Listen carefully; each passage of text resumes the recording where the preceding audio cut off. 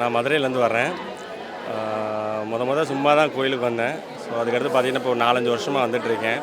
தொடர்ந்து தவறாமல் ஆடி, மாசி மாதம், பௌர்ணமி, அமாவாசை எல்லாத்துக்குமே வர்றேன். எல்லா குறையும் இருந்துச்சு. இப்போது எந்த குறை இருக்குன்னு எனக்கே தெரியல. எல்லா குறையும் நிவர்த்தி ஆகிடுச்சு. நாளுக்கு நாள் கூட்டம் கூடிக்கிட்டு தான் இருக்குது. ஆடி மாதம் ஒவ்வொரு வேண்டுதல் வைக்கிறது, மாசி மாதம் மயான கொள்ள வர்றது, அவங்கவுங்க கஷ்டம் தீர்றது. குறிப்பாக மெயினாக எல்லாருமே வர்றது வந்து பார்த்திங்கன்னா, இந்த தொடர்ந்து 2 வருடமாக நான் பார்த்தது வந்து, குழந்தை இல்லாதவங்க வந்து இங்கே வந்து பிரசாதம் ஒன்று சொல்லுவாங்க, அதை வாங்கி சாப்பிட்றாங்க. போன தடவையும் வந்து 5 பேர் வந்தாங்க. அவங்க அடுத்த ஆடி மாதமே கன்சீவ் ஆகி வந்தாங்க. அதுக்கு முன்னாடி மாசி மாதம் வந்தவங்களும் அடுத்த ஆடிக்குள்ளே கன்சீவ் ஆகி வந்தாங்க. ஸோ தொடர்ந்து இந்த மாசி மாதமும் வந்திருக்காங்க. அடுத்த ஆடிக்கு கண்டிப்பாக அவங்க எல்லாருமே கன்சீவ் ஆகி வருவாங்க.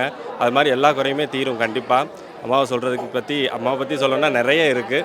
குருமையடையில் வந்து பார்த்திங்க அப்படின்னா, அம்மா வந்து நம்மக்கிட்ட பேசுகிறதுக்கு உண்டான ஒரு தருணம்.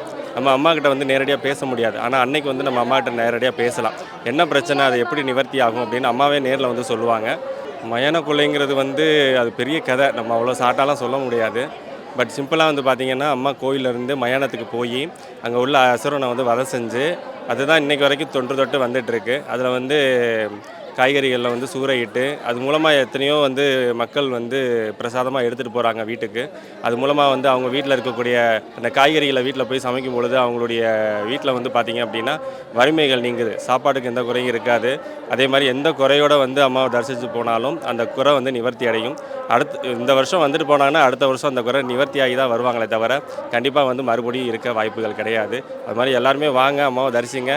அடுத்த வருஷம் சிவராத்திரிக்கு இதே மாதிரி மயான கொள்ளைக்கு வாங்க. எல்லா பிரச்சனைகளும் தீர்ந்து எல்லாருமே நலமோடு வளமாக வாழ்கிறதுக்கு அம்மாவுடைய ஆசீர்வாதம்.